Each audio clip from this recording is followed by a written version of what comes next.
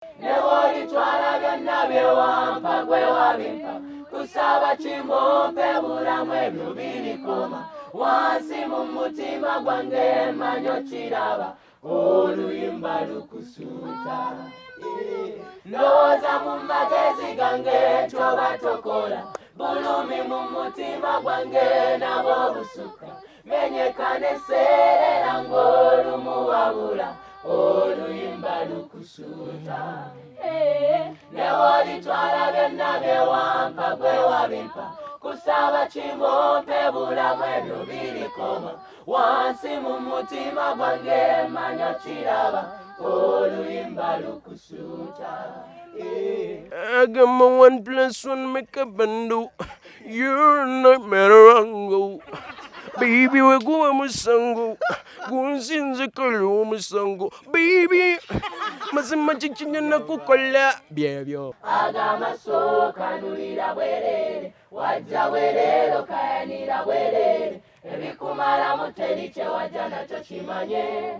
Chiyoleka emirerembe wajja bwerere waddayo limwerere ebyo byokuma abagabane ku bwerere duniya ya mukama tuli mu kubwerere era tetemera bwerere.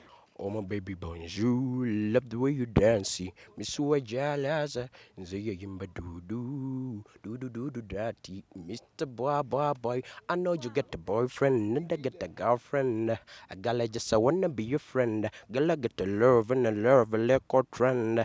Tatotaka all these things. Esi mukashyaka nukankwanjulye mami gadgets abakola emiramu education gadgets zonna mu Uganda bayina tablets z'abaana zonna mu bikanga syamusanga apo oligimo ate nga bayina n'esina keyboard bayina ebimotoka by'abaana ebimundu eshawa bags z'abaana bottles container ngo gasseko ne building blocks bayina headsets z'abaana bayina smart watch zonna ate nga ziri oligino bayina wireless charger ate nga basisinkanibwa wali ku Pioneer Mall eduka li PA11 ate ngo soba kubira kuzo musanvu 03 nkaga mwenda 04 gambye ekikwasagana education gadgets zonna oyina kwekwata mami gadgets kubanga yasinga.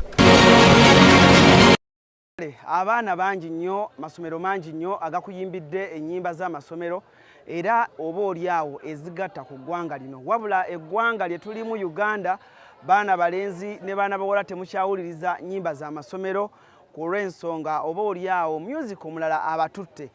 Alan Cruise exclusive avuddeyo ne ŋŋamba nti ayi kino katukikyuseemu tuddeyoko ate mu masomero ndabe engeri abaana b'amasomero bano gye bajja babaamu ng'otoba oliawo beekolera ennyimba zaabwe oba music waabwe abanyumira. Olunaku olwaleero nsinzidde ku ssomero lya Kennedy Secondary School wano ku luguudo lw'Entebbe wensinzidde okubanga ate olunaku olwaleero mbaweereza tugenda kubanyumyako ne kwaya ebayimbidde ennyimba ennyingi ennyo balina oluyimba lw'olusuku olusinza okukwata omubabiro ku TikTok. Nasazeewo ne ŋŋamba why not kanyingire mu ssomero lino nyumyeko n'abaana manye Kennedy wano abaana bayimba buyimbi n'okusoma basoma yowaaye babibalansinga batya ngezezzaako okulaba nga nange nfaanana nga bo wamma mwana wattu nga ate emboozi oba oliawo gye tugenda okunyumya egw'amakerenda bulungi nnyo. Alan Cruise ge mannya Cruise exclusive gwe mukutu ettaayi genda mu comment section awo wennyini wenkwagala ogambe nti Alan Cruise okunyuma onyumye oba tonyumye nzireyo mu secondary oba siddayo nja kuba nkyayira amasomero ag'enjawulo genda mu comment section gwe teekawo ssomero lyo ne bwe liba lyayimbirawa ogambe nti Alan Cruise gendako ku ssomero lyange nja kuba nyambalanga mwe mwayambalanga oba oliawo ekintu nkitwale ku Levend abalina amasomero ag'enjawulo nga nammwe muyimba enamba weeri wansi awo enamba eri 0758867573 gy'osobola okubanga ate oyitako okulaba nga ate nkyaddeko mu ssomero lyo. Olunaku olwaleero ndi ku Kennedy Secondary School ngenda kuba nyumyako ne kwaya era nange mbegatteko mu kukooloobya obuyimba obusinza okunyumira ku intaneti okwo naye olunaku olwaleero nagambye oluwula ebigere kandi owuubeko mu Kennedy Secondary School ndaba ate ebintu ebitambula. Alan Cruise ge mannya Hogan kamera kwali bulungi nnyo Sharif tuba bangi nnyo okulaba nga embeera tugikutambuliza bulungi nnyo. Alan Cruise is my name, Mr. Handsome. Jangu nange nkulage abaana ba Kennedy Secondary School ate kye bayinawo tovaawo. So guys, how are you? Naye nnyumye oba sinyumye? Saagala bintu bya kunsudiya manyi baanammwe nammwe mu kusudiya ate enve wano mugamba omwana teyanyumidde uniform yaffe naye obwedda ali awo yeeyogeza muli bulungi naye muli bulungi ebya ddala ani gwe mwesiga wano mu ddoboozi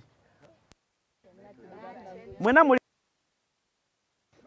nga si byakusudiya Oprah olinawo toyinaawo olinawo Asimwe olina toyina Katana olina toyina nze no mujja kwebuuza amanya nga manyi sia nze amanya gonna mbanga manyi aya mbanga manyi Waswa wuli eri byonna mbambi manyi era bwe mba sikumanya oba olina okukola ki okola ennyo by the way how are you guys? You're fine? Heady girl, how are you? You're okay? Where do you come from? Hey, South Sudan. Yeah. You say hello to Yaga. You know Yaga? Yes. Yeah? Yes. You say hello to Yaga. Hi, Yaga. Mm. Fun. Who is Yaga? Yaga, he's the main TikToker. He's a TikToker? Yeah. You love him? Yes. Why? Why do you love his content? I love his content because he's proud of himself, first of all. He has the confidence. Yeah. Mm. So that's why I like him. How do they greet in Sudan? Kef. Kef? Kef. And how do I reply? Tamam. Tamam. Yeah. Oh, Kef Tamam. Okay. Rebecca va otewe kaza. You are prefect sebo nyabo Rebecca. No. Yeah? Are you prefect? No. You're in high school, Gundi, HSC. Yes. Oh, Mama Nyabo. Rebecca or HSC senior what? Senior 5? Yes. Eh? Which combination? BCM. Yeah. Okola ki bisi wati BCM. bizibu. Yeah, bikaluwamu naye nawe oba olina bikalu. Kituufu ekyo. Kituufu nze nkiraba. Kati Asimwe ogenda kukola artist kuba kati gwe twakutegedde. Toli wa artist Asimwe. Ogenda kukola sciences. Combination ki? PCM. Kati lwaki owakana? Lwaki owakana? Ki ekikuwakanya? Kyogera gwe tasobola gikola? Oyo musaya saze mwesiga. Mwesiga. Kati ogenda kukola combination ki? Ngina kola PAM 3. Physics, art then mathematics. Obisobola. Obisobola. What is osmosis? Osmosis. Hey. Osmosis is the movement of molecules from a region of higher concentration to a region of low concentration through a semi-permeable membrane. Ha, walayi ne wali nimbye. Naye mbadde nkajjukiramu haya gundi ebyo biki ebyo. Haya concentration biki. Akombadde nkajwa gwe Waswa. Kiri kitya? Kiri fit. Oli steady? Mbeera ki eri ku ssomero? Mbeera. Tuli bulungi. Walidde mmere ki ekyemisana? Nataddemu obumonde n'entekamu n'omuceere. Ate apeta? Kyadde kipooli. Ate Waswa. Naye olaba Waswa onkubira ekipooli mwana wa maama. Bakuwaddeko bubi wazze nakyo. Mbeera nabyo. Waswa ayogera amazima bakuwaddeko bubi. Walayi bakuwaddeko bubi. Mbeera nabyo. Walayi. Kale ekipooli bakikolamu ki?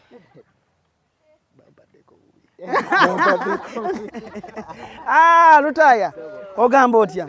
Embeera egamba etya wano ku ssomero? Mbuno tolaba.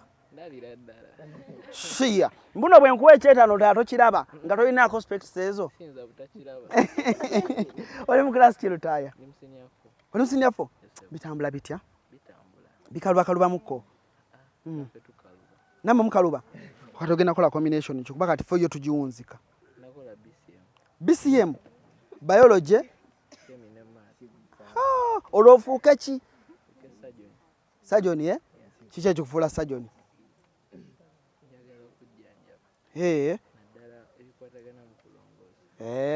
Walidde ki? Okulya kwonalidde. Tewakkuse. Bano obadde bagamba. Balaka bakuwadde katono Lutaaya. Bamperedde ddala. Heve. Ekiwunga. N'ekijanjalo. Si kawunga. Oli aki? Okulya Big chapu. chapu. Nalidde obumonde ntekamu omuceere. Yakokedo. greens. byonna nga bigwe bumonde keddo greens ntula bijanjalo byonna mugwe Nayogera ku ntula na bijanja. Sijja ntula na bijanja. Nawaddeko n'oyo. aliwa Ono. onasabiriza wala yowooza pozi bakuyitani Kambale Kefas. Kefas osabiriza wala wamuwoozezza munno Chadi wange. Tera okulya ffenna. gwe muwa ku bibyo Eyimuwa. Era ku break nadde ngenda ogula ebyokulya. Naguze buguda 2 ne muwaka emu. waguze ki Buguda. biguda kyeki Byebindazi. ate awo kapya omanyi kati fate we twasomera twali tubita big doni Big Daddy. Petubiyita wano buguda. mubiyita buguda Yes, sir. bwe mbiyita fe twali tugamba give me big donis and two sumbies maama gwe ki ekiganye oli stede walwadde oyagala kudda waka nkulaba ofumbafumba Sikudda wakana. Obadde bubaamu. tewali bulwadde walwadde oyagala kudda waka Sikudda waka. Nze gyola njagala nnyo essomero wano Kennedy. kale bwe bawummula todda waka sigalawo Era nzisigalawo. bakuyitani Bampita Kalibala Andrew. kali balabeddira ki Nsenene. akabbiro k'ensenene Akabbiro k'ensenene Amangogoma. kuba omubala gw'ensenene Omubala gwo. Eh. Nja kuddayo. Njakudde waka waka. Njakudde waka waka ngumubuuza. ogumubuuze gwe kati essaawa yaani kuba tekutuuka Essaawa. naye bannange ono gwe buli kimu ekikyomufumba bufumbi walaayi Ezo twazikola kale. Eh. Ez'okufunzaamu ye. Kyamuze gye nikusome. ebyaddala kyakabiri gwe kyali kitya Kyali bwe kiti. gwe isukulu wayitawa nga oli muto gwe isukulu wayitawo ebyaddala Nasoma mangu. Yeah? Nasoma mangu. sente zaaliwo Zaaliwo. bakuyitani Mpande Peter. ani Mpande Peter. kati mpande njagala oyogera amazima totunulayo enesaawa ekola Ekola. mpande enesaawa ekola Okola. ebala bituufu Ebala bituufu ddala. jangu njagala mbalire essaawa eno Okusinziira ziri ssaawa 9 n'eddakiika 29. aha kati obwaddala obudde buno ssaawa mmeka Obwaddala gamazima. Tuufu. 9 kitu. wama ntuufu kati ana tamanyi bala ssaawa Sogedde. tulage eyiyo talaba katulage eyiyo eyiyo ebala ssaawa mmeka Eno essaawa jangu wama ebala 9. lindako ama ebala mmeka eyo 9:31. ate zibadde 9 mmeka kati eyani enfu Ono alaba bubi. Alaba bubi. Kamuweka alabe bubi. bakuyitaani Zampita kisa kye Amon. sati amoni kyekisinga okunyumira ku ssomero lino Bingi. okubikula kesi z'abanno Just be babikula eyange naye siga. ojja n'ebyokulya nga bingi Nnyo. kale shopping list eyo ebyokulya ebaako ki somamu Olanze sikola list. Ina mu supermarket ne case ya. Nengiteeka wali ne mbagamba bateekemu. mami akulaba Ndaba mami nkimanyi kesi yange tetugitwala wali. mwoshopinga wa Mega standard. woshopinga wokka Oba nkisemu ka accent mega standard. okay gwe kiri kitya Kiri bulungi. omanyi okuyimba Manyi. nkubiraamu freestyle rap Manyi kuyimba rap. omanyi kuyimba ki Manyimba za kwaya. oyimba za mbaga Za kwaya. za kwaya Yes, ebo. yimbamu oluyimba lwa kwaya ng'oluyimba lwekka tuwulye eddoboozi nga tebakuyambyeko Ebeneza Mukama abaddewo era nkuuma Ebeneza neza abaddewo ku lwange Ebeneza sebo mwoli olinamu naye tosobola kubba tosobola kukiitinga kati ggwe kati osogamba otya nti luswata namba 6 baba bakuwulidde dda gwe baba bakuwulidde dda how are you obulamu bugamba ki oli bulungi essaawa ekola tekola Kolera ddala. ye ekola Kasobola ogibala munange. Ate bagina ne bagiteekamu buli obuntu naawe bulaba. lindako ndabe gwe kati eno wagijjawa Taata yagishipinga. ya dola Yee. dola nga mmekaawo Dola 15. Ze sente nga meka? Sente. Saga zogera. Dole gula sente meka emu? Dola. Sijja zogera munange. Jabba kangamu kuba kati nawo bati. Hey! Aha! Wama 164. Kiri kitya? Bulungi. Oli bulungi. Bakuyitani? Ayina omugisha. Ayina omugisha njagala okugamba sigala mu ssomero. Ono tagamba ebigambo akulimba. Bagamba gamba nnyo ebigambo bano abaana. Bibi sigala mu ssomero, stay in school. Oli mu class ki? Ndi mu form 3. Eh? Form 3. Form 3 pozi basoma ki bannange? PE? PE?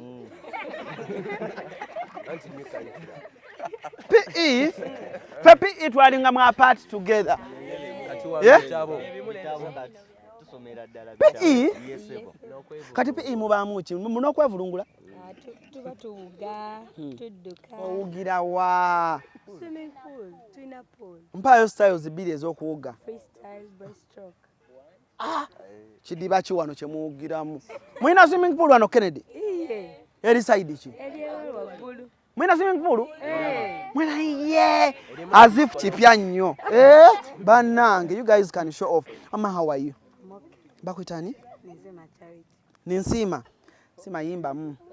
Yimbamu ng'oli wekka. Ate osoose kolola. Olaba ninsiima ebintu byoggwe. Olaba bakubbira ebibuuzo? Oli agamba mbu yimba lusuku. Amma ninsiima. Nga mulina ekifuba. Ani yakirese? Kipooli. Ninsiima. Simbula ng'oli wekka. Mu ddoboozi. Ninsiima yimba eddoboozi ly'oyimba totubuzaabuza. Ninsiima oyimba mangi? Yimba nga bw'otabika bass, soprano, tenor.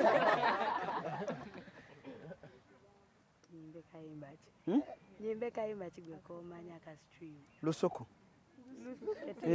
Akakayimba kagenda katyanza nti ngayita lukusuuta. Keeko lukusuuta.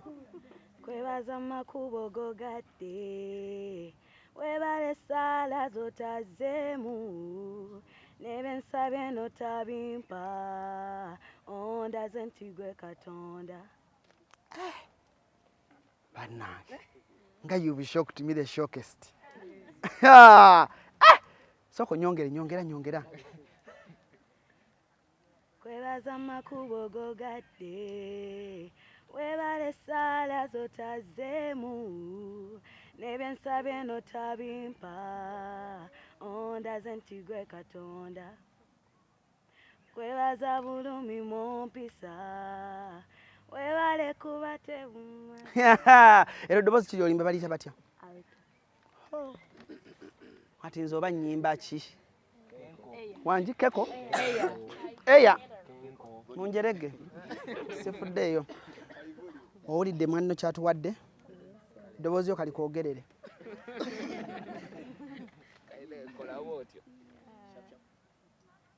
Awulira oyo Yesu manya, awulira nabi wakubikola, fewe tusaba oyo kitaffe kuba, awulira ndi mugu wakubikola. Awulira oyo Yesu manya, Komaawo. Sebo oyagala kundabisa. Sya amakatana.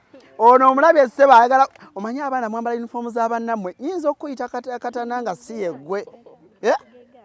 Katana yeggwe. Ewammwe wa. Kwengoli wa mu kibuga. Waswa gy'aviira eri ekiryandongo. Waswa ava wala. Laba abaana be bazaalibwa mu kibuga. Wangi? Katana. Wamma kiri kitya wano? Kiri okay. Muyimbe ki gw'osinga okwagala? Azawe. Kayimba ki?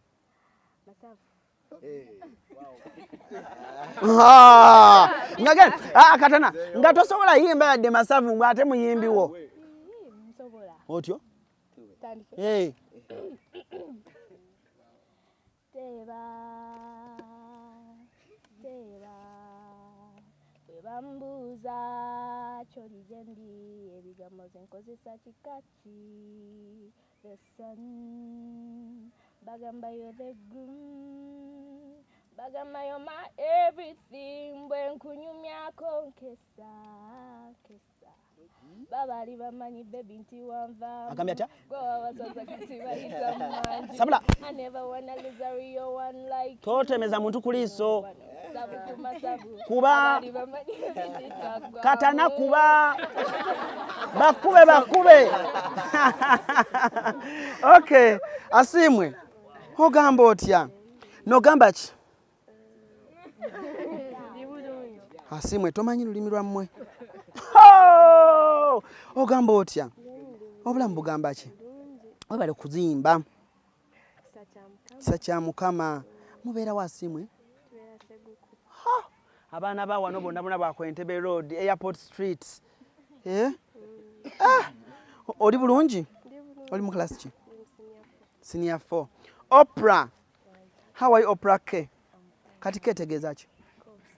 Ko businje. Nogamba ki?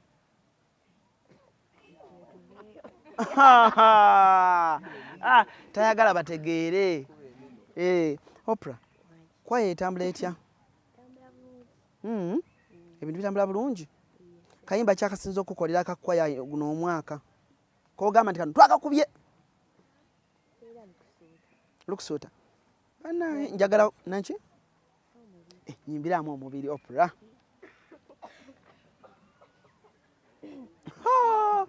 Eddoboozi badde mu bijanjalo.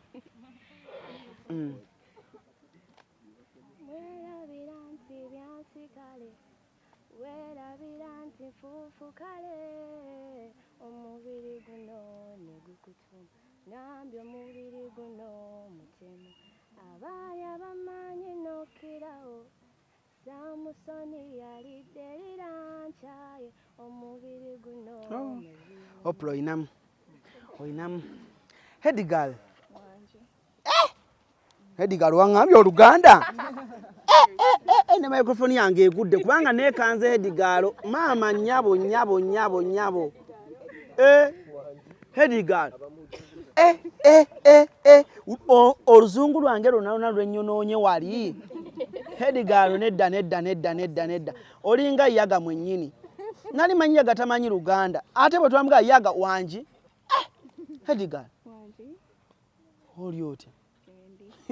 Oluzungu lwange lwenayonoonye luli. How are you? I'm so fine. Nawe oyimba? Yeah. Kale tutandikire awo Hedigirl. Okay. Werabira nti lindako.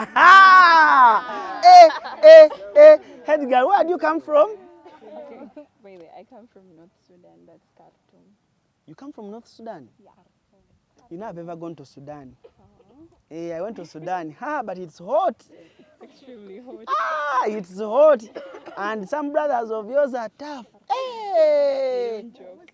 Ask Yaga. I know South Sudan well. You know when I reached the airport, those soldiers, they scared me. But we are calm. I'm okay. It was fun. Yeah. Then I failed to get matoke and michi. You won't get it there.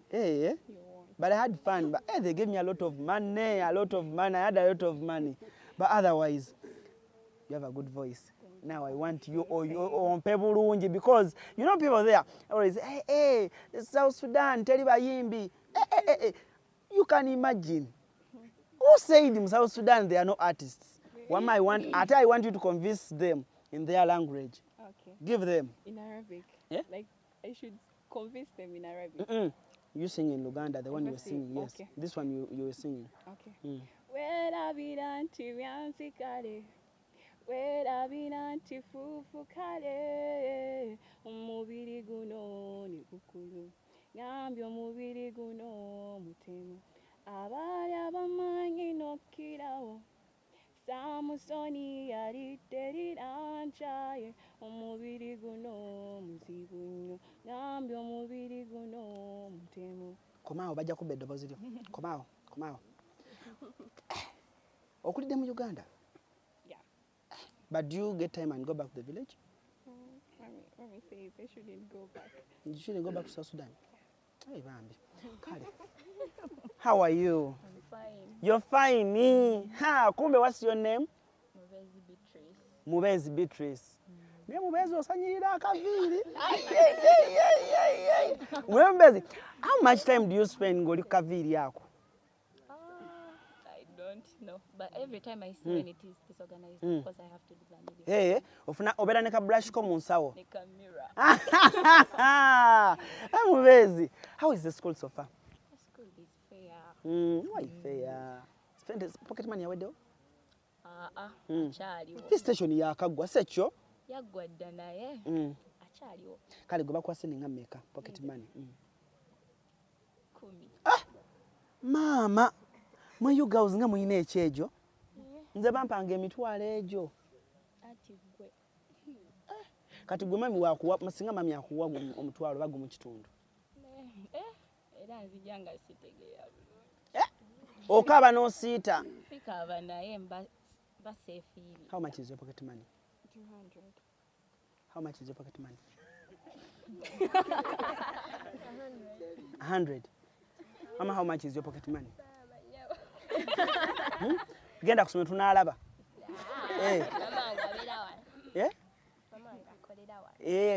Ali canteen. Ha, emigato lya jabwerere. Mama, how much is your pocket money? Etano jimala. Jimala watu mugamba ayongereko. Ayongereko. Mama, how much is your pocket money? Mitwale mika? Jimala. Jimala. Mami akulaba ayinza okuba buli jagera kwongera. Ayongereko. Ayongereko. How much is your pocket money? Bera wa mazima. Wala iwe kubye ekizigo. Bera wa mazima nkulaba yo oshara na bushananyi. 80 to 90. Waswa. Waswa jangu. Waswa. Yogera amazima. How much is your pocket money? Waswa yogera amazima. Genda tunalaba. Bagamba genda tunalaba. Okay, it is 80. 80. Ne waswa Then I find that the 20 at school. Otia. Brother wangazili at the 20, so I make 100. Zimala. Tamu number. I think towards VD they add some. Kati VD bakwayo ngameka. VD depends. Wakoze. Mama, how much is your pocket money? Mitwalo 5. Nego ngina gaba sale keji be 3. Aneda zezo. Zezo. How much is your pocket money? Buli weekend wampeleza. Siya. Lwaki oyagala nnyo ebintu by'okwesudiya? Naye lutaya. Muze buli weekend bansindikirayo. Kale ova na meke waka. Waka mbayo ne 10. Buli weekend? Weekend wampeleza 5. Mama, how much is your pocket money? Mitwalo 10. Kati soko tulya 10 ojimenyamenya otya? Kati 10 ejo. Manya nti kati waliwo obufififi bwengenda okusasulaawo nembaka wezentereka mu kabiina kange. Mukaki?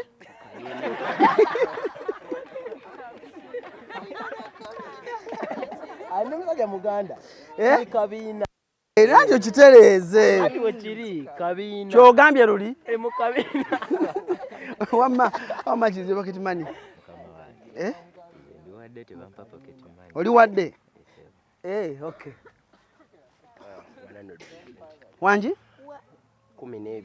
Kali tusaliisayiremu kumacho olyako mmeka? Wenji?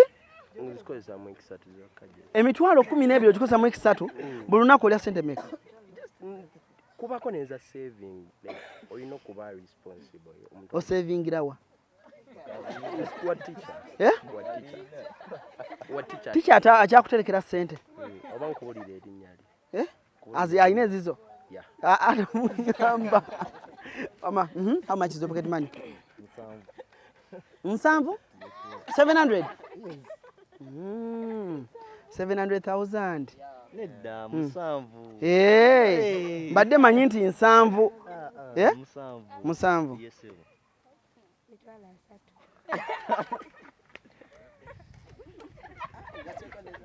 Kale mwana gwe nkubuulire. Eggulo ogenda lingizayo bulingiza katono. Kati asatu gakozesa ki? Sooka nensevingako. Emeka? Emitwalo 10. N'oziteekawo? Nzisevinga. Anti osevinga otereka wa? Nteresa mukwano gwange. Aliwa? Ono ayebala. Ayebala ezize zimuleme atereke ezizo. Aseeka nno bulungi. Then abiri. Kati bw'omala osevinga z'osevinga ozikolamu ki? Nga wenzi mwembaze ewaka nga we bye neetaaga. Ngaki? Ng'engoye, data obeera ku TikTok? Nedda. Sikola naye ndaba. Olaba? Anti TikTok ogwosinga okwagala? Ani? Ono. Maliriza wano tandika show yaffe. Wama, how much is your pocket money?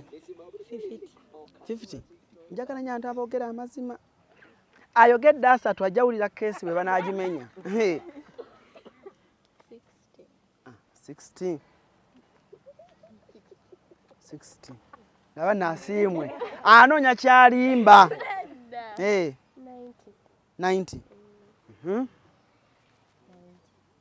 90. Kale, kati njaga tujjewo obutebe. Njaga tusooke tukubbemuko endongo. Endongo gye njagala ye yandeese. Kati mwe tugende mu interview, serious interviews, bannange music mwe mukola mutya. Kati nange njagala nange munjigiriza okuyimba. Musoke muveeyo Wasswa ajjewo obutebe. Temujjawo obutebe. Musoke tuddeeri.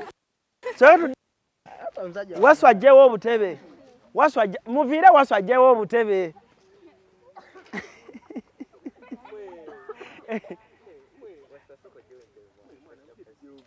Kale mujja tujjewo obutebe. Naye naye Wasswa. Singa bubaddeko ssente ne bagamba Wasswa buli kojjako ssente. Mukolagana. Kati ffe tulinze eno naye Wasswa tonotuwa ebitali bituufu ggwe.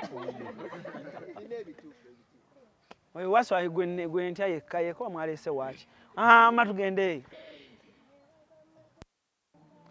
Musitule amaloboozi. Mulindeko. Musitule amaloboozi basobole okuba nga bakola ki? Batuwulira.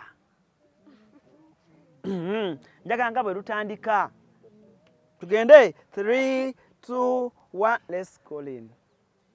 Webaza makubo gogadde, webale sala zotazeemu, nebesa beno tabimpa, ondaze nti gwe Katonda.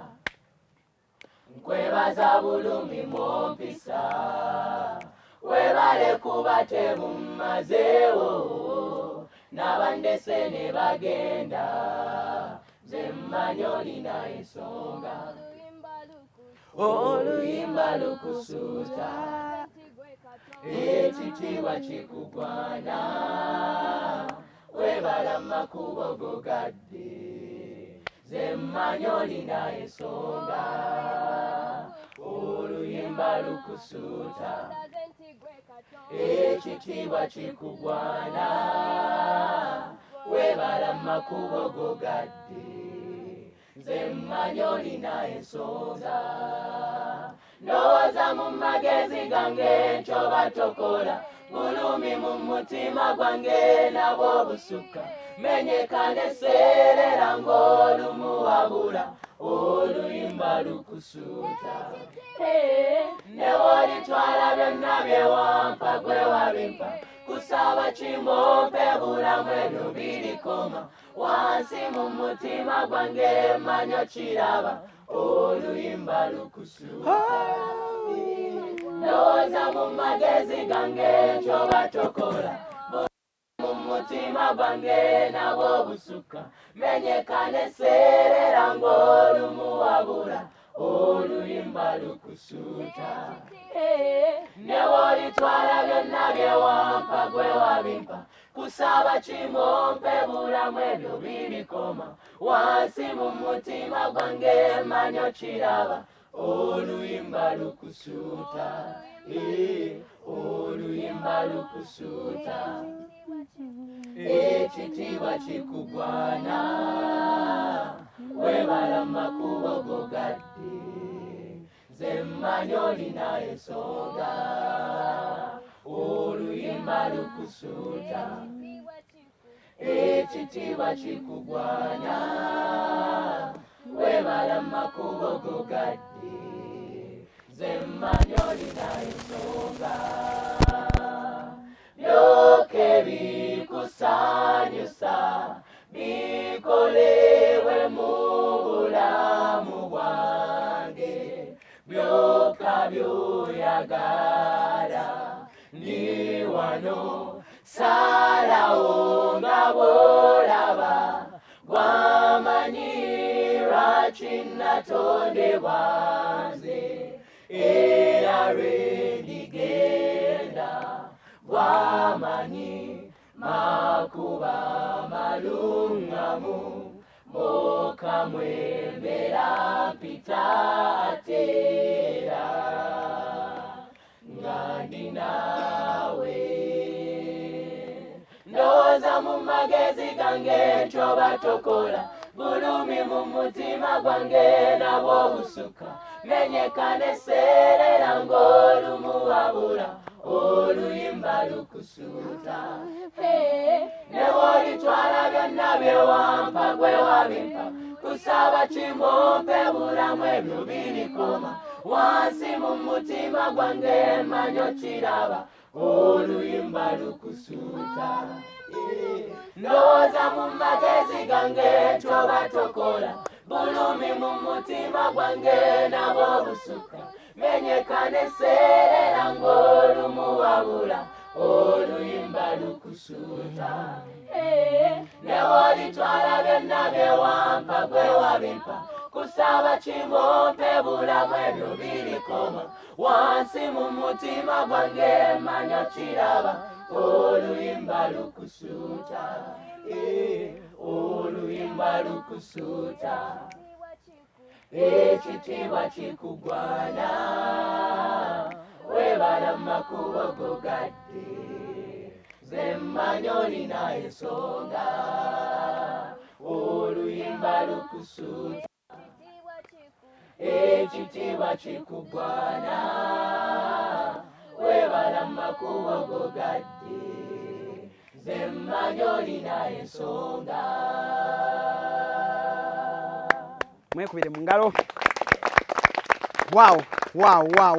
Omanyi abantu bagenda ne balowooza nti byaki bya CD. Abantu ne balowooza nti abo abaana si be bayimba, abo bantu bakulu be bayimba, abaana ne batuulamu. No, oluyimba lulungi bya ddala. Tugenda kuwumulamu katono nnyo, then bwe tukomawo tweyongereyo n'oluyimba lwaffe olwokubiri, then bwe tunaamalaawo ate bingi nnyo essomero lino bye birina bye tugenda okuba nga ate abaana bwani bana balenzi batunyumizaamuko. Tovaawo Cruise Exclusive, tukomawo. Wano ku Hasi Beauty Parlor tuli bakafulu mu kulabirira n'okuyooyoota ensusu. Tukola facial ne tukupepeta ka feesi ne kawawera ng'aka baby. Tusiba n'okukola enviiri mu buli musono, songa mu kukola pedicure ne manicure tuwekansa. Tusala enviiri mu buli musono. Ate bwe kituuka mu kukola makeup tetumanyiiyo mulala. Tuli muyenga ku Tank Hill Road okulira na Italian Supermarket mu basement. Essimu tuli ku noti 726 682 953. Teweerabira saluni egenda okujjayo bulungi bwo n'ekitiibwa kyo ye Hasi Beauty Parlor, a world of beauty. Okay, oluyimba baluyita omubiri naye buli omu kyasobola odduyita byansi kale kubanga oba oli awo chorus fenna etunyumira nnyo. Baana balenzi aba Kennedy Secondary School bo benkyali nabo. Baana balina amaloboozi malungi nnyo. Essomero lino lisangibwa anti njaga gamba Ntebe Road naye kati njawa Hedigala abalagirire. Katumale okuyimba Hedigala atandike gy'okulagirira. Kale, okay, ladies and gentlemen, gegana amaloboozi ge tubateekedde mu budde buno. 3, 2, 1, let's go. Werabira nti byansi kale, werabira nti fuufu kale, omubiri guno ne gukutuma, ngambye omubiri guno mutemu, abaali abamanyi n'okkirawo, Samusoni yali kyaye, omubiri guno muzibu nnyo, ngambye omubiri guno mutemu, kutugu kuwaga kale, kyokka noswalira mu lukale kugambye omubiri guno muzibu nnyo topapa gukukeneka opima mu ankyawo ekivaamu nga gwo gwegonza gwakulawo yekuteesa obwongo tegukuganya kububuuza ankyawo ekivaamu nga gwo gwegonza gwakulawo yekuteesa obwongo tegukuganya kububuuza wekutumeze endali nosanga omusajja tekumunewe obusungu n'obukyayo obwo ng'olwo gukuwagana oswaluka gukulesawo mukyala n'abanna n'onaayizawo abanni bw'otagugema gukukozesa ebivve n'onyomebwa bakutunuulira kyannaku toyinza nakugwenganga mukaawu guyoya butwa gwe n'obutta ankyawo ekivaamu nga gwo gwegonza gwakulawo neguteesa obwongo tegukuganya kububuuza ankyawo ekivaamu nga gwo gwegonza gwakulawo neguteesa obwongo tegukuganya kububuuza nze kangwewooli siguyinza mukawe kisuuse ngulese gyoli nsaba ofuule muggo munda awateefu kubanga muggo temuli kalungi ankyawo ekivaamu gwo gwegonza gwakulawo neguteesa obwongo tebukuganya kububuuza ankyawo ekivaamu nga gwo gwegonza gwakulawo neguteesa obwongo tebukuganya kububuuza kugambye omubiri guno muzibu nnyo topapa gukukeneka opima mu kugambye omubiri guno muzibu nnyo topapa gukukeneka opima mu kugambye omubiri guno muzibu nnyo topapa gukukeneka opima gwakulawo neguteesa obwongo tebukuganya kububuuza. Wow. Kana akayimba akalungi nnyo mwakafulumya mwaka ki guno ne kali aka nalo this year kali this year mwina hits bbiri sizokka munkube yendala bwerere ninga yaka mukube bwerere njaga kulya bwerere naye mpulire bantu njagala abantu bategeere nti ezo nnyimba amujjukira abamu baziwulira abamu tebamanyi nti zaffe tuli ready bwerere ready okay mukolole bulungi okay 3 2 1 enter ogenda kunyuka ensi njagala omanye ekyo bwe kyajja naye nga olitwala ki ekikuleetera okukyawa n'oyinzawo wajja bwerere ebikukyayisa abalala bikyamu olekaako muleke aleka n'ogwo gwe mukwano mwana totemulira ky'obunoayi ekyo kiosupa nze funa nakanga katona sike kinene kyaki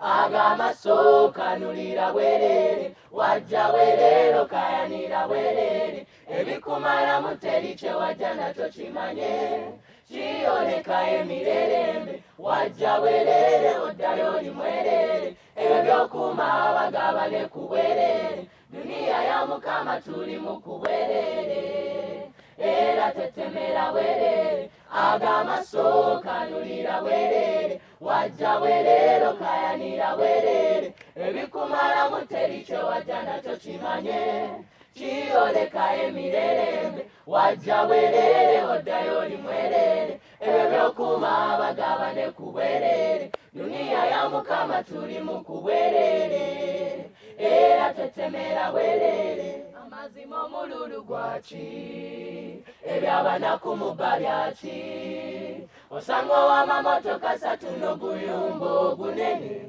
nga waliwo abagisula bayibuli musoma zaaki, kyemmanyi Mukama gyali, mwabanyaga ebyabanaku n'abatesobola, Mukama abalaba, lulikyalumu yetalimba, musasulire buli maziga, kiye kikulwanyisa ensenno, obulamu n'obubuza, ag'amaaso kanulira bwerere, wajja bwerere kayanira bwerere, ebikumalamu teri kye wajja nakyo kimanye, kiyoleka emirerembe, wajja bwerere oddayo oli mwerere, ebyo by'okuma bagabane ku bwerere, duniya ya Mukama tuli mu kubwerere, era tetemera bwerere, ag'amaaso kanulira bwerere, wajja bwerere kayanira bwerere, ebikumalamu teri kye wajja nakyo kimanye,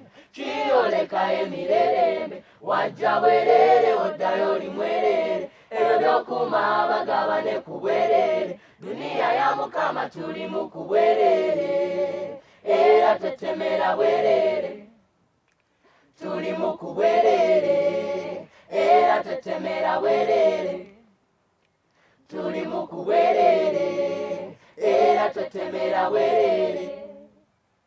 Wow. Ha. Wow, wow, wow. Kennedy Secondary School.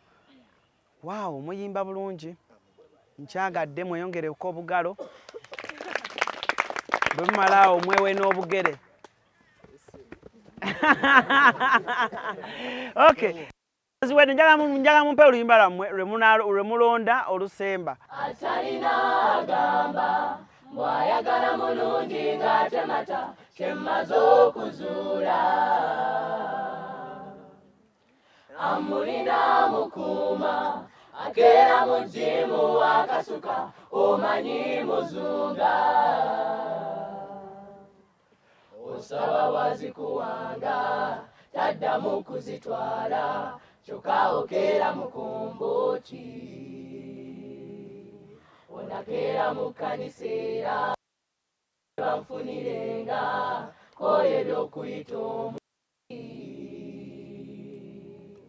ng'abato bayeera muddemu mbukuba empi, abango b'omu bukooya, naye lubeerera we kiriba kityo, alina gwe bawa katemba atalina akola tokoowa, kiri mu nkola ye bwe kyali, bwe kiri ate forever, bw'otoba n'okeesa tokoowa, tomanya luliba olwo leeta, alikuddiramu kubanga kiri mu nkola ye yasiima, alina gwe bawa katemba atalina akola tokoowa, kiri mu nkola ye bwe kyali, bwe kiri ate forever, bw'otoba n'okeesa tokoowa, tomanya luliba olwo leeta, alikuddiramu kubanga kiri mu nkola ye yasiima.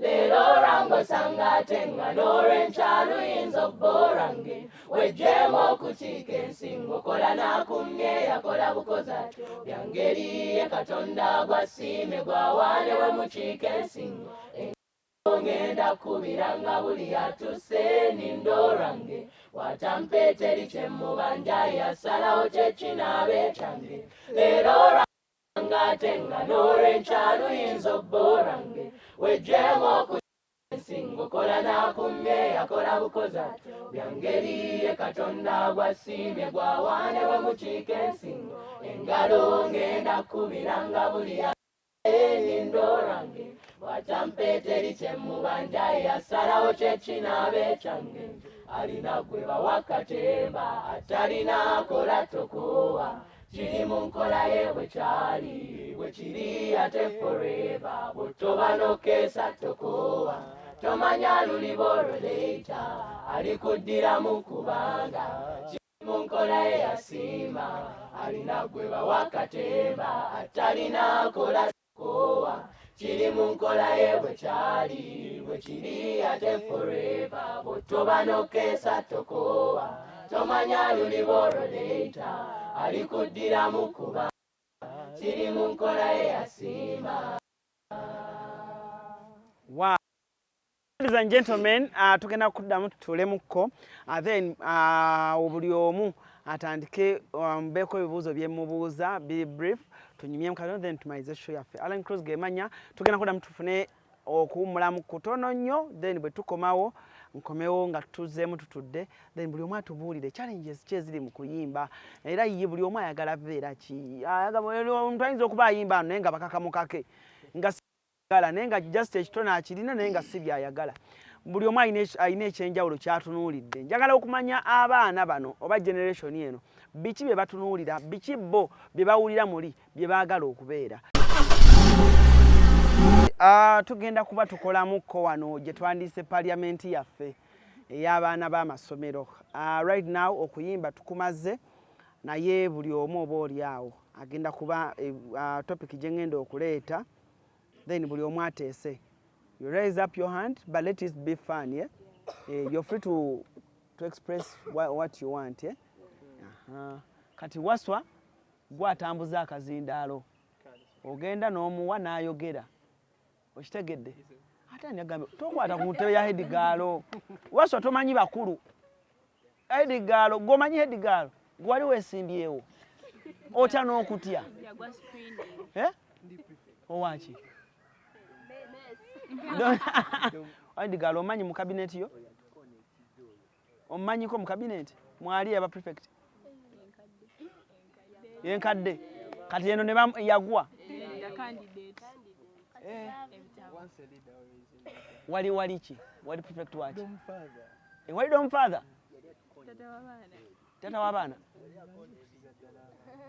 okay kale kakati nina omulamwa gwange ogw'olunaku olwaleero then njagala buli omu njagala making sure nti kale buli omu ateesa and be free okitegeera teri agenda kusiba teri agenda kukola ki but be free waayo gwe kyowulira ekiki ekituufu.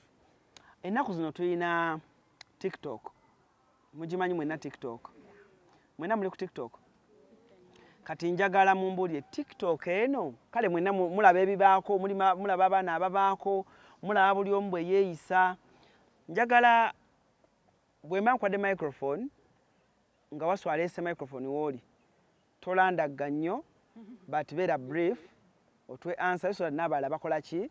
Let it be interactive. You raise up your hand. This is a parliament. Yeah?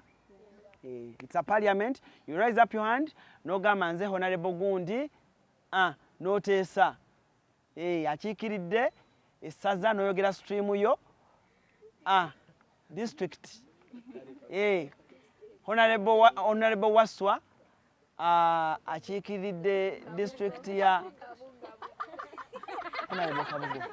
Honorable Kabugu. Mukitegedde, I want it to be fun like that. Bw'owanika omukono n'oyimira ogamba manya gange nze honorable ng'oyogera gundi yo oba ddoomu yo oba stream yo ye district yo ng'owa endowooza yo okitegedde. So topic yaffe topic yange oba ey'olunaku olwaleero gye njagala ne bamaama bammwe bataata basenga jjajja oba yenna akuweerera oba bonna baganda baffe abali eyo n'emyaka gyaffe egiri eyo egikola ki egitulaba. Tulina omukutu ogwa TikTok. Njagala buli omu ampe view ye. TikTok eno mwenga abavubuka mulowooza eyambyeko oba eyina byeyonoonye oba mulowooza omuvubuka yandigikosezza atya okulaba nga afunamu. Era gwe ali wano oyinza okuba nga naye TikTok ogikozesa oba nga gw'ogifunyeemu nawe osobola otubulira engeri gy'okoze ki gy'ogifunyeemu. Kati buli omu atubuulire endaba gy'alabamu omukutu ogwa TikTok gwonoonye gulongoosezza generation. Buli omu atubuulire. Njatandika ne head girl. TikTok is a very good social media platform. TikTok has helped very many people. Let me give an example of our self-stream of life. When we went onto TikTok, we made our music, we uploaded it. It was like, let me give an example of Luke Suta. When we released it, it's like the one who wrote it and the ones who sang and solisted were speaking for the very many silent voices. And through that, we can see that TikTok helps us. We share our pain. And TikTok also, it's an entertainment world whereby we bring out fun activities. It's where we talk about our problems and we get solutions. But to some people, they use TikTok in a bad way, which makes some people to influence parents that talking about TikTok is like this, TikTok is bad. But when they say one rotten tomato spoils the others, please, I would say TikTok is it's a good social media platform. I just oblige the people that are using it wrongly to just have that thing in them that what I'm doing is wrong. What I do is creating a bad image and it's also influencing other people. Wow. Thank you. Hi everyone. Honorable Nakabye Shadia from 5 Arts. Yeah, TikTok is not bad. TikTok is good. Though abantu abamu bajja bangembi kati nga abamu abazadde abajja bangembi.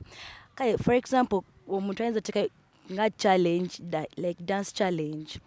Abantu ne bateekayo content waabwe nga they are dancing. Naye omuntu omu najja, yes nga the same challenge, naye ng'engeri gy'ayambadde si nnungi. Kati abazadde baffe abamu batugamba TikTok, muve ku TikTok mbi, TikTok kale abantu abamu abakola ki? Abambala nga bali yes. Naye ng'ate si bonna ba TikTok mulungi cause oyinza oteeka content wo nga mulungi nagoyinga viral abantu ne bamwagala. Yeah. My name is Honorable Mobezi Beatrice, and there's a saying that says the emotional feeling of someone is to be appreciated. If I do something and I post on TikTok, let me say I'm singing, and then I look in the comment sector and they've appreciated me, of course I feel good. This gives me energy to do more of what I can do. And then to those that say TikTok, yo kolachi another yes eyonona. I think yes kituufu eyonona naye fenga fe abagikozesa, we should know what we want. Wobanga like ngeze ku TikTok nendaba omuntu nga smoking, it is not a must that I should also start smoking. No. Nino kumanya chenjagala, cause right now when to know that my fellows, fena wano you can identify it. If I do this, I'm going to this is the outcome. If I do this, I'm going to get a positive or a negative outcome. So chisinzira nawe chichoyagala. We should also think about it. Yes. My name is Kalunji Melissa Senior 4. I want to say that TikTok is a very good platform, like in terms of if you see different people on TikTok, they are motivated by different people, and as a person it built a sense of capability in me. That's why I'm able to go on it through my choir and other different stuff. Capability to me is like being confident, being consistent, and also being committed. If you're like seeing someone on TikTok and you're like, this person, if he or she managed to do something, I'm also able to do it. And I'm able to find myself in different areas, whether talent, whether motivational speaker, you know.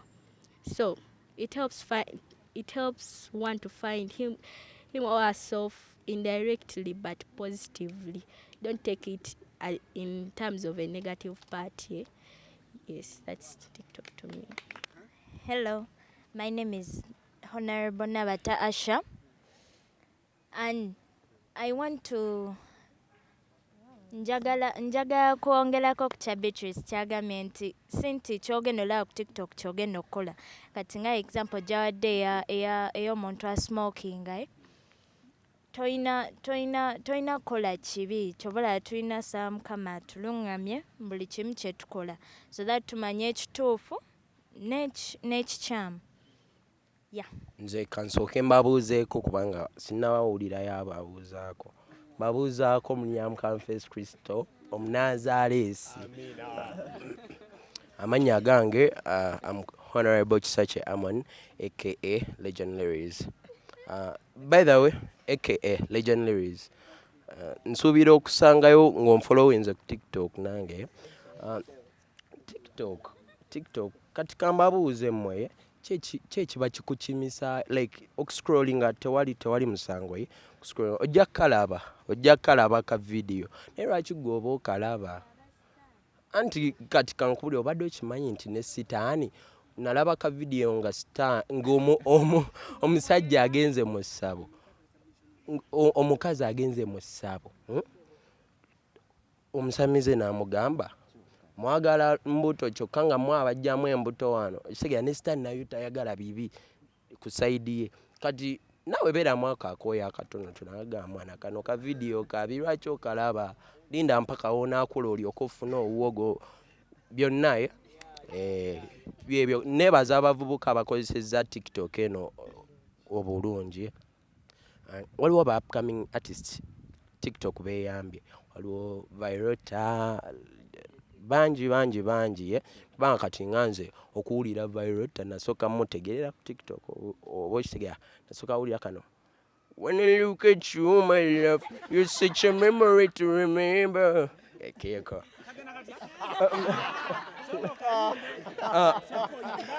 ako kosi kamanyi bulungi naye yimba akalala aka Virota ogambe Virota ayimba atya Virota mwagala mwagala kanyimbe sebo I got my 1+1 makeup and do you're not matter baby we go musango gunsinze kalo musango baby mazima chichinya nakukola byebyo oba koyimbira mu gomulala oba koyimbira mu John Black oh my baby bonjour, love the way you dance. Misuwa jalaza, nzeye yimba do dati. Mr. Boy, I know you get a boyfriend, and I get a girlfriend. I gotta just I wanna be your friend. Gotta get a love and a love a little trend. Tato taka all these things. Sigana baby, chonga mache ankola. Sigana daddy. Chongamba chakala. Amanya gange nze Mpande Peter. Tetusobola kujajinga TikTok etugasa oba tetugasa because oba ogulawo application eyo mu kutandikira ddala wabawo selections ku biki by'oyagala olaba omuntu afaayo videos zijja TikTok enyini nekuwa whether you're interested or not interested. So kino ekintu njagala tukitwale kiba ku muntu TikTok ekugasiza oba tekugasa. Yeah. Honorable Kalibala Andrew naye nze kyemanyi TikTok eno yetaaga ne tugikozesanga like something like a browser fe ngafe abagikozesa like to look for something we want abatali baneno ba creator or what so fe tusobola gikozesa nga browser because it has everything we want. If you want to learn about something it will bring you that if you want to do anything, let me say you want to learn a piano, a guitar, you learn how to sing, byonna esobola. So wekibanga kyetaagisanga twetaaga okukozesa TikTok kuba yo nnungi kuba erina buli kimu kyewandyetaaze kati era kiyamba naffe kati ba creator benjogerako okuteekayo ebintu byaffe ne tufuna akatale because it makes a market, a world market. Yes, kubanga ekozesebwa buli wamu okujjako waliwo ensi ezigibaaninze but ngaze kyeso ogamba TikTok nungi ng'ogikozeseza bulungi naye ate wonna atandika ogikozesa like it is like sinning kinganga kugula magazine ogenda ogula magazine tenda si agenda okugamba nti kutwala eno wabula gwe kenyini gwagega mpaka magazine wekati so naye kenyo agenda osachinge ate byo nga yo kyemayi ekuleetera ebyo byesinga okulaba byesinga okulayikinga so obanga olaba birungi era nga byolayikinga era nawe wo scrolling nga byegenda okukola ki okuleetera wekyo wekiri kyendowooza. Amanya gange nze Amanya gange nze Honorable Nisha. Ze opinion yange jenina ku TikTok kisinzira naawe like kyolaba. Kale okusinzira ku simu yange TikTok obeera wawo video ezimu nga bwe ziba ziri oba nga ziri ngambi wabeerawo embi n'ennungi wabeewo akagambo TikTok keeteekawo wansi oba nga kuliko interested oba not interested oba ne bakubuuza video girabye otya. So kati ate TikTok tesobola kuleetera video mbi nga kale tekirimu nga bulijjo si byolaba kale kubanga TikTok kale saagala genda naye kyenjagala ogamba TikTok nungi ate kale kisinzira n'engeri gy'ogikozesa w'obeera nga gwe olaba bintu bibi. Of course egenda leeta bintu bibi naye w'obeera ng'ogikozeseza bulungi tesobola leeta bintu bibi. Mujje baleka bampuliza mwenna amanya gange nze Kasirye Marvin, Honorable Kasirye Marvin nga nkiikiridde abavubuka beeri enakawa kati kyenjaga batekerezaako wasewo ne anyawo no TikTok kale nze ngenda jjogerako birungi byereere kuba sijja jjogerako bibyereere ebirungi eyambye abavubuka b'omu ghetto kuba kati waba abantu abamu nga bawandiika ennyimba ati abagala oyiga ebintu nga piano kuba gita biki kati obulamu babugonza tosobola genda nowegayirira oli mbu nnyamba njigiriza gita ng'olina TikTok y'okusimu ogenda bugenzi kale it is even a source of inspiration to some people kati nga abawandiisi b'ennyimba abakuba n'ebivuga nti kati gwanoonya kiki oyagala nekikuyambako n'okuzimba talenti yo ng'obadde tewekkirizamu ng'ate ne bw'osaba obuyambi nabo bakulaga tebali willing kuyamba. Amanya gange nze Kambale Kefasi. So on my side, supplementing to my friends' views, TikTok onungi nti nze nganze omuntu ngikozesa for entertainment. Netwesanze nti abantu bagikozesa obi TikTok nti ebamalidde obudde bungi. Obudde bwe yandibadde akolamu emirimu kangeese wake waffe. Tulinayo ba neighbors. Osanga omuzadde ng'ayomba waka. Bana kiki naye nga bali ku simu balaba TikTok nti nga ffe abavubuka ffe bali okukozesa TikTok obubi naye nga tusobola ogikozesa obulungi. Tugiwe obudde bwayo nti buno budde nja kuba nkola ndaba TikTok for entertainment buno budde ndina kukola bintu birala okusinga otumalira obudde. Mbalamusizaako nnyo amanya gange nze Honorable Katasi Rebecca also known as Becky.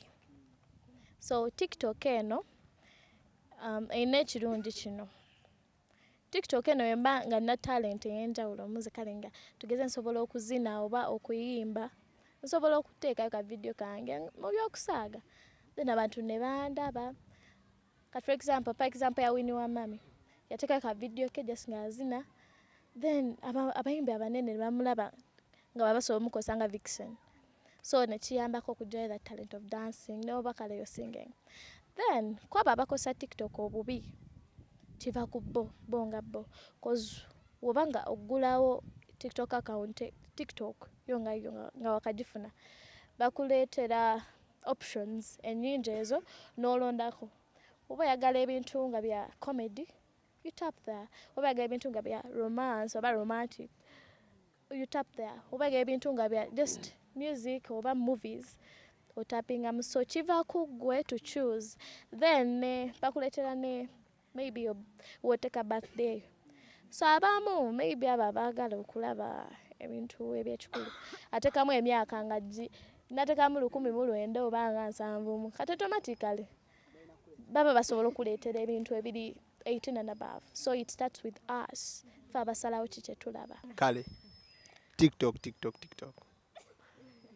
tetujja gibikiriza nnyo ne serious note TikTok kale eyonoona ate neeyamba naye nze mami wange yaŋŋamba ekintu kimu nze nali ntambula nga ndi ewaka naye yaŋŋamba ekintu kimu genda mu maka g'abalala nekyemanya ekintu kimu teri muntu gwe bayonoona okitegeera omuntu yeeyonoona yekka you're the one to decide shegeera tosobola kungamba nti TikTok ekwonoonye yadde erimu kale bitali birungi at point erimu ebitali birungi naye gwasalawo what to go for so TikTok nungi ate si nungi naye bye nungi. My name is Katana Zion Esther. Nze ngamba nti TikTok nungi kubanga nze kati ndabira ku brother wange omukulu Aronix mumanyi ayimba ovaawo njarala. Yeah, he's my big bro.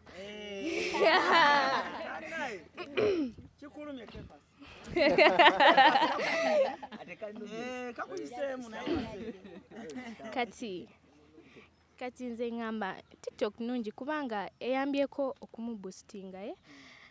He's a kale mupya muki mu industry ya music naye emuyambyeko kati buyo aliyimba n'abashiba, so I was kale TikTok kale nze ngamba nungi simbi naye kati si kisinziira gwe omuntu, kisinziira engeri gy'ogikozesamu. Bw'oba ogikozesamu bulungi that's good, bw'oba ogikozesamu bubi kyusamu.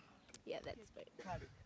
Tweyanzenge okyatambula okyakola leeta kati jangu otule Kefas situka kuba kati bali their ladies kakati njagala buli omu tutandika ku Edgar otambula butambuzi nga buli omu muwa buli omu agenda kumbuulira TikTok amukolera content amunyumiranga amugattako. My best TikToker is Liko Rose.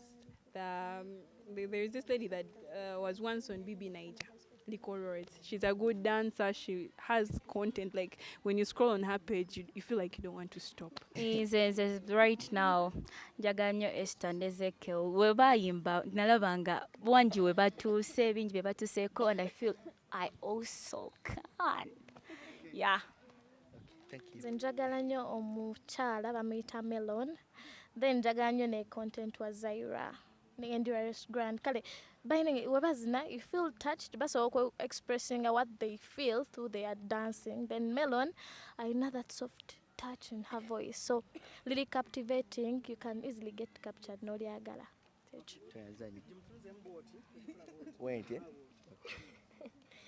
Nze bali babiri abasinga okunyumira. My best TikToker bamuyita Alexander Stewart. He's a musician. Anyimbira bulungi bambi. Ne Masape Kevo oyansesa.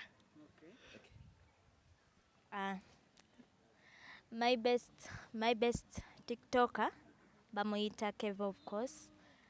Nyumira engeri his body movement, engeri jazz namkale enyumira. Achikuba big up. My best TikToker bamuyita Ian Prince.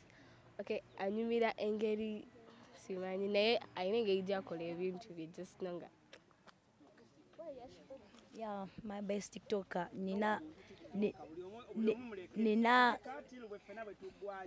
ninanga basatu. Yash Poppy, Zaira Baby, by the Netress Bellon. Mostly ansingira ye Zaira Baby because engeri jazz namutandikira kunyambala, the way she dresses, ainenge ja dressing and where dala dance abanaye.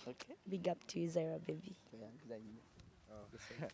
My best TikToker is Jacob Beats, ne Simpan, ne Atin. Bensingo kwa galance. My best TikToker is MC Stubborn. Ansesa nyo ne Jose Chakala ba ansesa. Nze Stella kwedigendereza amanya gaabwe. Naye tujja kuyamba kugamba gamba nti obazanya bwati obakola bwati. Sirina best TikToker. My best TikToker I dancing Purple Speedy ne mukuyimba bamita Melon. Owange my big bro Aronix, then my elder sister. Yeah. Nze nina babiri. My best TikToker omu bamuyita Janice ali karisma ebirala, then omulala musician bamuyita Ira Star kubanga mwagala nti kale nali simanyi nti nsobola oyimba, nali mpuliriza nnyo ebintu bye like enyimba ze n'enziga nga nzikwata mangu, so wenatandika okuyimba nenkizula nti soyimba nga ye kati buli wenzeeyo waka nina okulaba like byakoze ebirala. My best TikTokers, MC Stubborn, ne Alan Cruz naddala nga azanyanga Mama Brighton. My best TikToker, Stream of Life, Lukusuta automatically and Aronix, Omukwano gwe wala. Yeah. Sembeza. Yes, my best TikToker is Masaruka the Poet. Engeri nti ayina engeri gyasengekamu ebigambo bye nga oba bitontome nga kula ebitontome ate n'oluganda lwe lunnyumira engeri nti njala nnyo okuwandiika.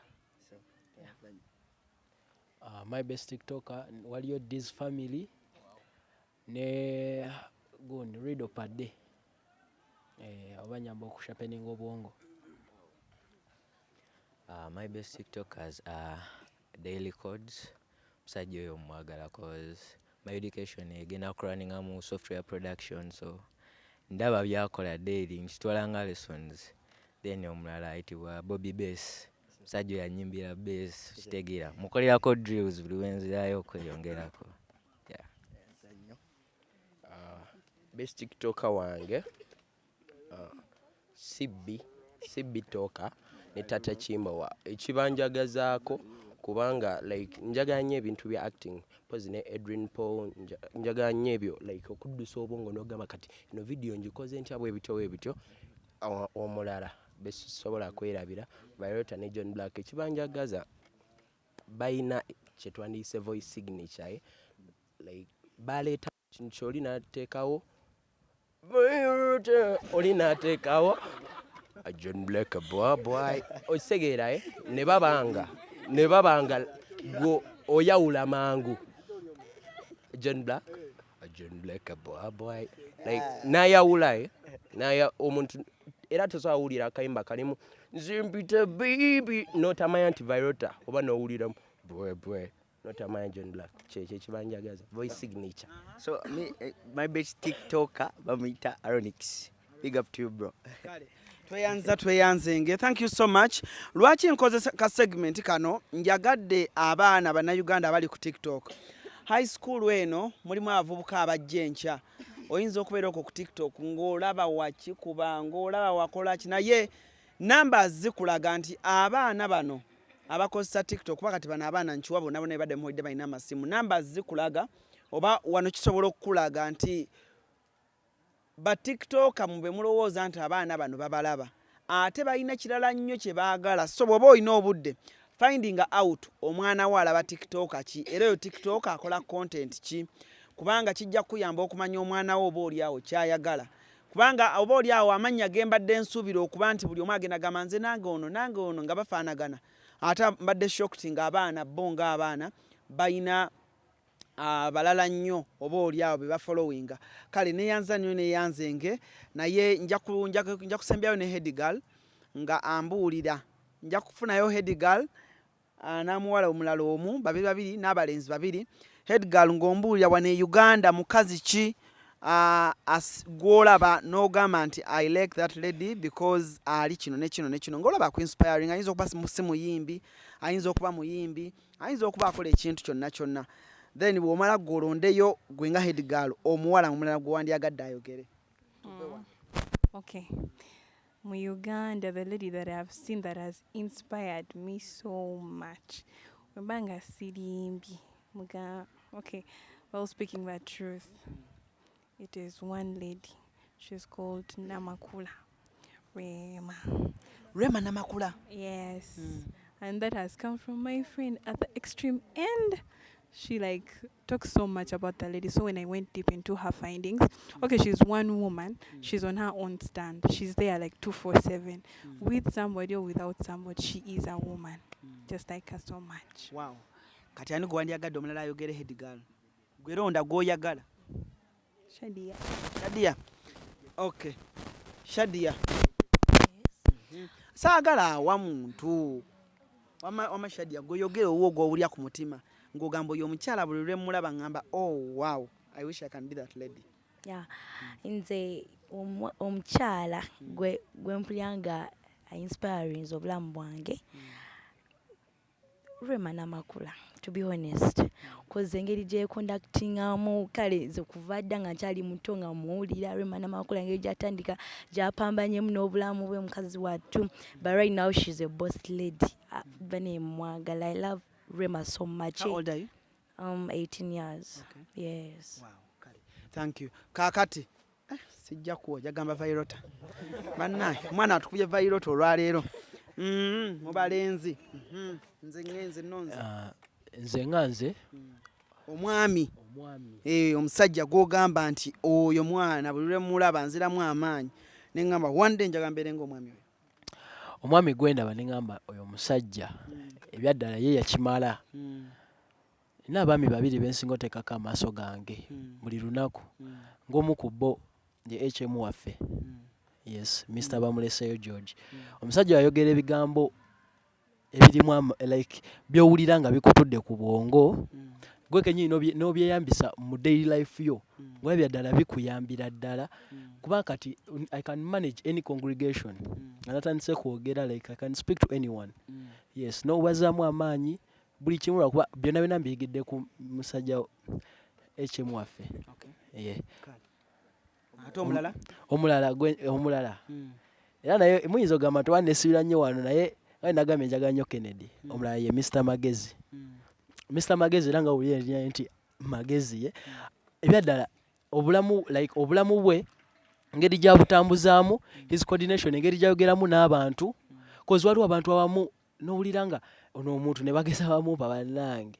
Cause waliwo abazadde abamu abamukubira nga balaga abanaye omwana avuddewo biki kali ng'ayomba ye naye n'abakkakkanya like naze embeera mu nteeko gwe kenyini owulira ng'oyagala n'okudda ewaka ye ng'olumu obadde otiddeyo.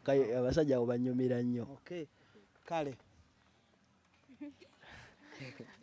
nze nange omuntu asinga okunyumira ali omu Mr. Magezi kubanga gwe ndaba gwe nteekako ebiro kubanga ebiseera ebisinga mu bulamu bwaffe tubimala wano ku ssomero.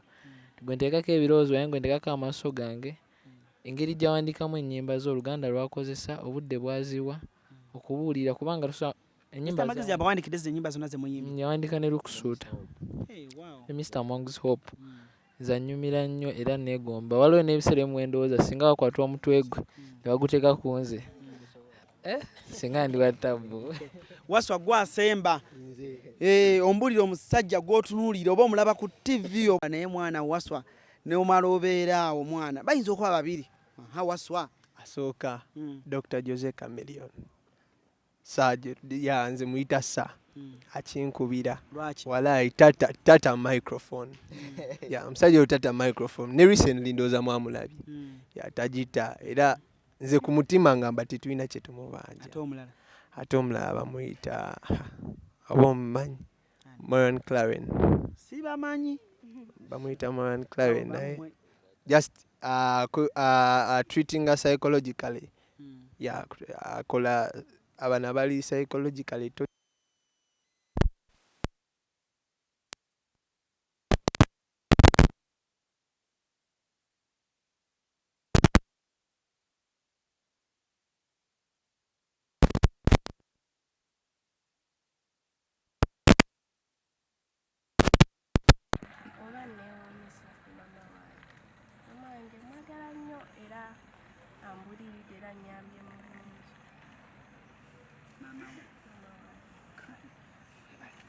Njagala nnyo gymnasty yammwe gye mulina.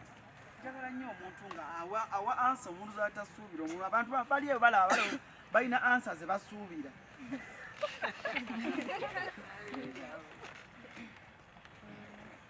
Omukyala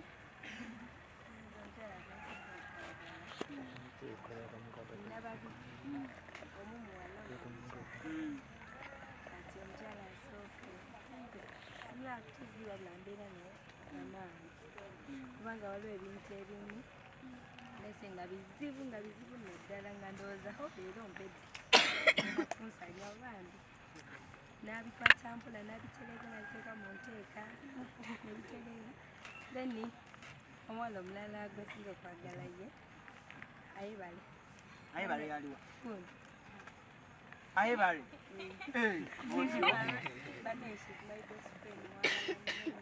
Ayebale akolera ki ebyokulaba biba bwende wangu ebyo then ne kusoma anyambako. Ayebale yakwa ku answer mubuzo. Academic giant ayebale.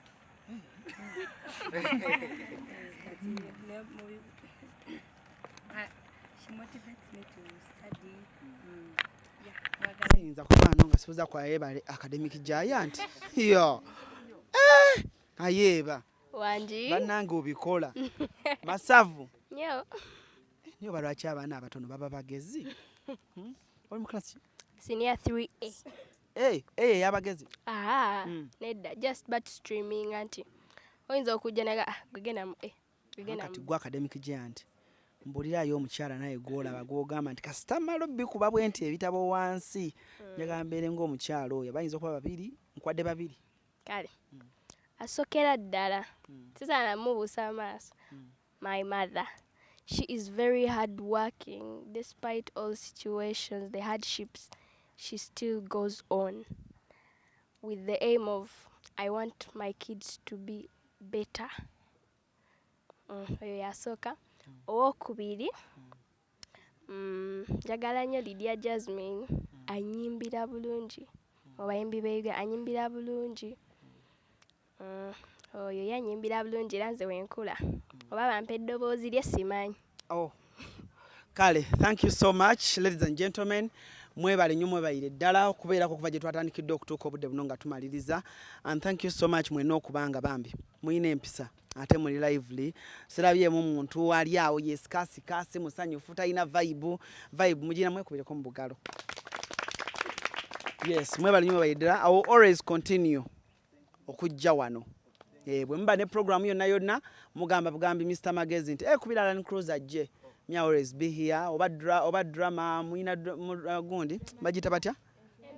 MDD nganzija. Oba mulina chichi nganzija. Okitegedde? Muli ba 7th day Mwenna abasinga. Okay. Mwenna abasinga muli ba 7th day, right? Ngamba abasinga kitegeza namba. Okay, so muli aba 7th day. Tulagire Kennedy Jerry wa Head Girl. So tulagira? Yeah. Okay, this is Kennedy Secondary School. It is found on Entebbe Road in Wakiso District. If you come through the Entebbe Road, it's found in Kauku, 1 kilometer off Sisa Road. Yeah. Wow. Kale, thank you so much, guys. Mwebale nnyo mwebayire ddala. Allen Cruz ge manya ka uniform senyumye. Mpa Maxi. I just give you 90 out. Songerako. For now, musibe bulungi. Mwera. Wano ku Hasi Beauty Parlor tuli bakafulumu kulabirira n'okuyooyoota ensusu. Tukola facial ne tukupepeta ka face ne kawawera nga aka baby. Tusiba n'okola enviiri mu buli musono songa mu kukola pedicure ne manicure tuwe kansa. Tusala enviiri mu buli musono. Ate bwe kituuka mu kukola makeup tetumanyiyo mulala. Tuli muyenga ku Tank Hill Road okulira na Italian Supermarket mu basement. Essimu tuli ku noti 72 682 953. Teweerabira saluni egenda okujjayo bulungi bwo n'ekitiibwa kyo ye Hasi Beauty Parlor, a world of beauty. Esi mukasya kano kankwanjulira emamiga gy'ekisi abakulembera mu education gadgets zonna mu Uganda balina tablets z'abaana zonna mu bikanga Samsung, Apple, Origimo ate nga balina n'esina keyboard. Balina ebimotoka by'abaana, ebimundu, essaawa, bags z'abaana, bottles, container ng'ogasseko ne building blocks. Balina headsets z'abaana, balina smart watch zonna ate nga ziri Origino. Balina wireless charger ate nga basisinkanibwa wali ku Pioneer Mall edduka li PA11 ate ng'osobola bakubira ku 0706696904. Gambye ekikwasagana education gadgets zonna olina kwekwata mami gadgets kubanga yasinga.